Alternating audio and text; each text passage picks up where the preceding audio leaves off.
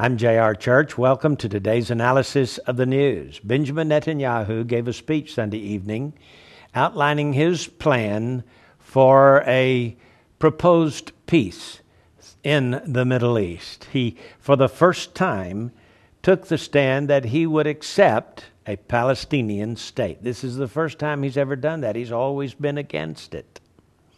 I can imagine some of the people who have voted for him are upset with him over this.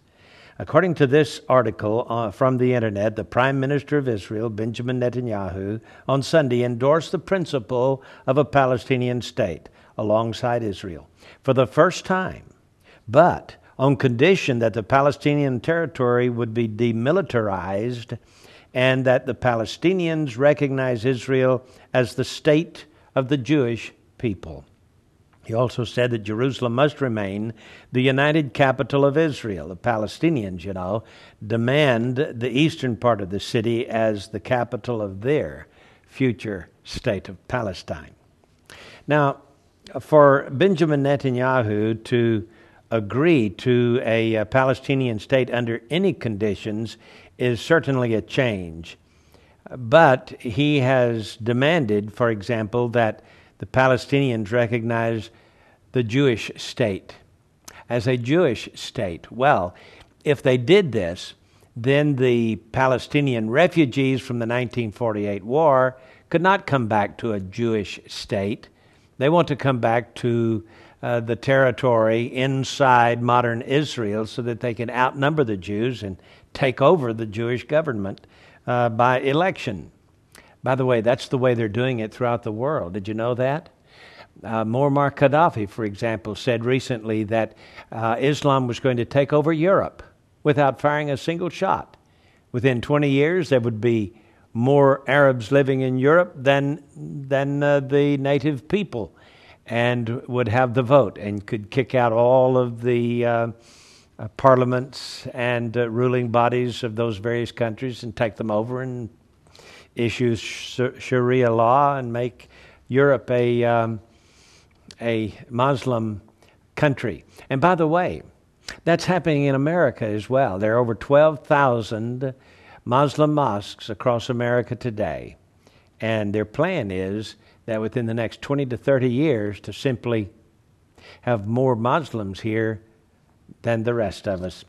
And that's the way they are taking over the world. This is the Muslim plan.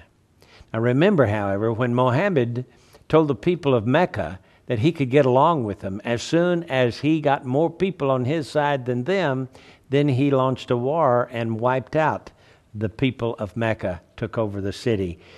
He not only made it an Islamic state, but he eliminated the competition. Because somewhere in the future, the competition might decide, well, we're going to have more kids than them so that we can get the vote back. It won't happen. So anyway, responding to American pressure and reversing his earlier staunch opposition to a Palestinian statehood, Mr. Netanyahu, who leads the conservative Likud party, outlined his vision for peace in a much-anticipated policy speech that was meant in part as an answer to President Barack Obama's historic address in Cairo earlier this month.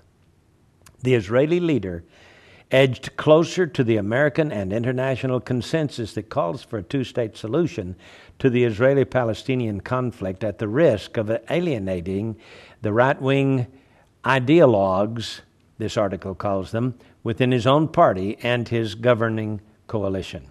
But Mr. Netanyahu set out clear red lines, insisting on ironclad guarantees that any future Palestinian state would not threaten Israel's security, and refusing the Obama administration's demand for a complete settlement freeze in the West Bank. The White House Press Secretary Robert Gibbs said in a statement that Mr. Obama, quote, welcomes the important step forward, end of quote, in Mr. Netanyahu's speech. However, Palestinian officials immediately rejected the conditions laid out in Mr. Netanyahu's speech as a non-starter, citing the biblical peace prophecy of Isaiah, a vision of swords being beaten into plowshares. Mr. Netanyahu said quote, "In the heart of this Jewish homeland lives a large Palestinian community. We do not want to rule over them, to govern their lives, or to impose our flag or our culture on them." He added, quote, "In my vision of peace in this small land of ours, two peoples live freely side by side in mutual respect. Each will have its own flag, its own national anthem, its own government. Neither will threaten the security or the survival of the other." If Israel were to receive guarantees from the United States and the international community that the Palestinian territory will be demilitarized, and if the Palestinians largely recognize Israel as a Jewish state, Mr. Netanyahu said, quote, "We will be ready in a future peace agreement to reach a solution where a demilitarized Palestinian state exists alongside the Jewish state." Mr. Netanyahu called on the Palestinians to start immediate talks without preconditions. He said that no new settlements will be created and no more land will be expropriated for expansion, but that, quote, "normal life should be allowed to continue in the settlements," meaning that limited building should carry on. He also said that Jerusalem must remain the united capital of Israel. The Palestinian demand that the eastern part of the city become their capital in a future state. Mr. Netanyahu made no mention of existing frameworks for negotiations, like the American-backed 2003 peace plan known as the Roadmap. He referred repeatedly to the West Bank by its biblical name of Judea and Samaria, declaring it the land of our forefathers. He made no mention of the geographical shape of a Palestinian state, or what shape it might take, but said that the Palestinian refugee problem must be resolved outside Israel's borders, negating the Palestinian demand for a right of return for the refugees in the 1948 war.